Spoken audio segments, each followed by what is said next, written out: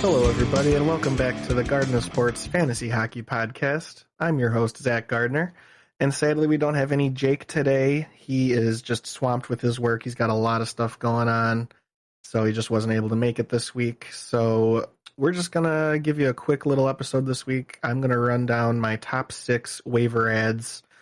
Top 6 guys that if you're looking to stream people or if you're looking to just add some guys to the bottom of your roster, I'm going to give you my top 6 to maybe think of. These are low-owned guys for the most part. Very low-owned that should be available in most leagues if you're looking for players. And these guys are all really hot right now. I was like, these 6 guys I think are very good options for this week. So, hopefully Jake will be back with us next week, which I think he will, because it's pretty much every week is him and I doing this, so we'll get him back and it'll be great. But yeah, just a little quick one for you guys this week, just so that we don't miss anything as far as getting you guys some content out there. So bear with me, as I'm not usually doing this by myself, so this is gonna be an interesting one here. So hopefully I can keep you all entertained. So let me shut up and let's let Chance the Rapper break us into this week. As they say in hockey, let's do that hockey. All right, so starting her off, my top 6. First off the board here, we got Adam Henrique, 15% rostered, veteran guy, low-owned. He's widely available. He's doing really good over his last 8 games. He's got 6 goals and 3 assists, so he's really having a great little couple of weeks here. And he's getting top-line minutes, and he's on a very nice scoring streak, as I just mentioned, that 9 points in 8 games. That's definitely a guy worth looking at picking up, and he is on the top line and the top power play. I know Anaheim is not like a great team this year, but he is surrounded by a lot of good young talent, and it is getting him some points lately, so definitely that makes him one of my top guys to pick up, all things considered there. And then my next guy, a D-man off the board here, we got Torrey Krug on St. Louis Blues. He's the highest owned guy we're going to talk about this week. He is 40.4% rostered, so still available in over half of leagues. So definitely a guy worth going to look for if you can get him. He is back from his injury. He's missed just over a month now, almost a month and a half here, but he's back, played 3 games so far, and he has 3 assists in those 3 games while averaging 20 minutes and 34 seconds time on ice. He is on the second pairing and the top power play, so kind of interesting deployment there. I wonder if he's eventually going to go on to that top pairing, but regardless, the top power play is really all we care about, so he is up there and he's getting some points. So definitely Torrey Krug. Go just type him in, see if he's available. That's definitely a guy you'll want to add. Okay, and then breaking on in, third guy off the board here, Philip Hedl on the New York Rangers, the young centerman. He is only 12% rostered. He has 4 goals and 3 assists over his last 6 games. So definitely, 7 points in 6 games. Another point per game guy, kind of similar to Adam Henrique here. Definitely, my eyes are all over this one. They've been on him for a while.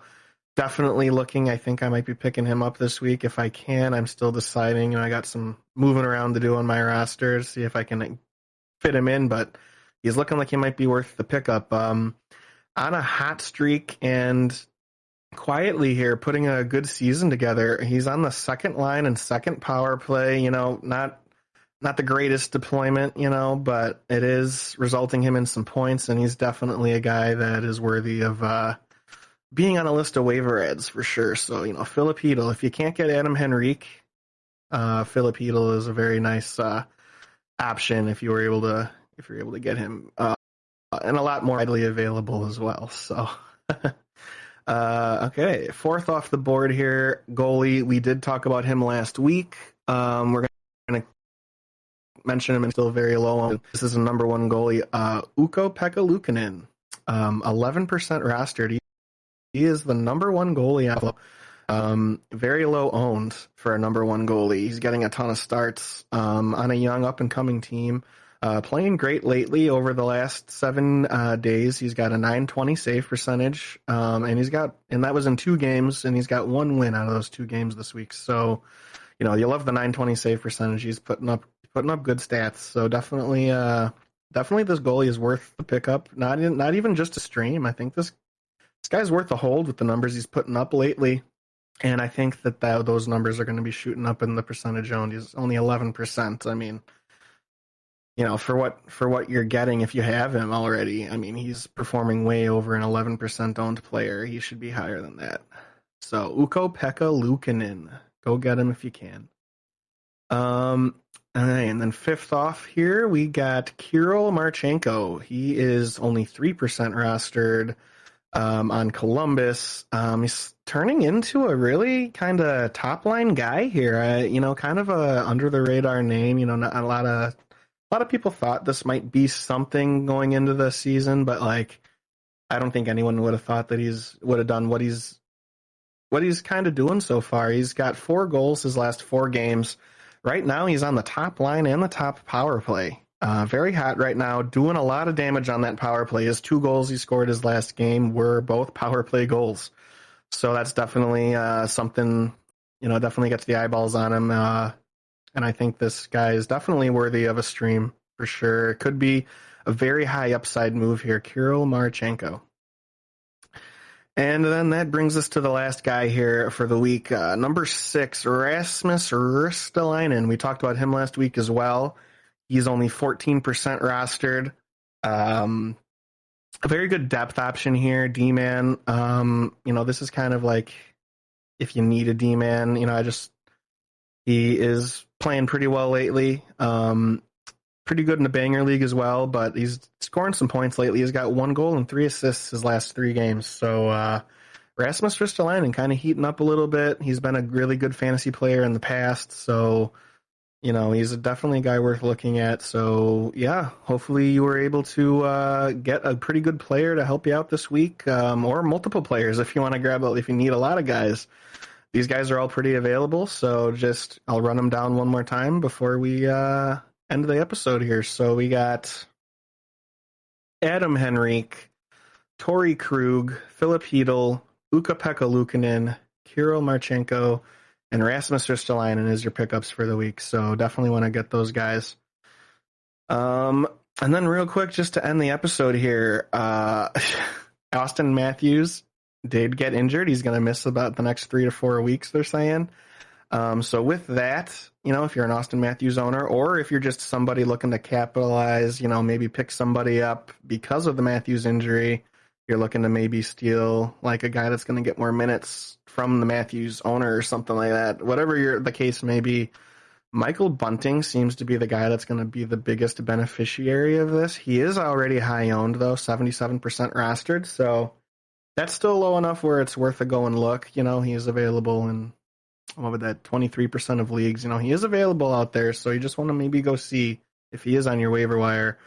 Definitely want to pick him up because he's going to be getting the bump up in minutes and power play and everything. So definitely want to go look at Michael Bunting. But that just sucks for Austin Matthews owners when you kind of need him the most here. And like these are the weeks that are leading up to getting you into the playoffs. If you're like on the fringe, this is terrible for people in that situation, which may or may not be me.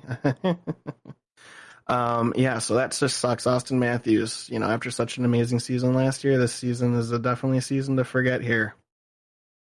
And right as I'm about to wrap up this episode, of course, we get big trade news. Just before but this is like a month before the deadline here, so this is coming in kind of early. But I guess Vancouver's getting started, early. I guess they're going on in fire sale mode for whatever reason. But they are trading away Bo Horvat. The New York Islanders traded for Bo Horvat from Vancouver, and they're giving up Anthony Beauvillier Aturati, don't know who that is, and a 2023 conditional first-round pick. So Bo Horvat going to the Islanders. That is a great move. I think the Islanders clearly got better. And Anthony Beauvillier, I think he's needed a change of scenery for a while.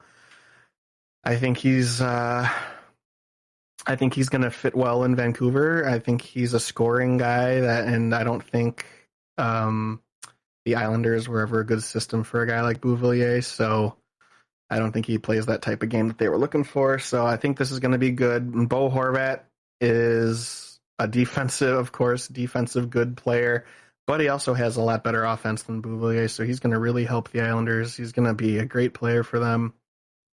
This is a hell of a trade here. So yeah, Bo Horvat is now a New York Islander, and we'll see how that one goes. So yeah, kind of crazy there to end the episode. But thank you all for listening, and yeah, we're gonna get Jake back next week, and yeah, go follow us on our social media. We got Facebook, facebook.com/Garden of Sports podcast. We have Instagram, instagram.com/Garden of Sports, and we have Twitter, twitter.com/GOSPod 2021. Go give us a follow. And also, while you're here, hit that like button, hit that subscribe button, hit that notification bell, and Jake and I will catch you here next week with another fresh fantasy hockey episode. See you later, everybody.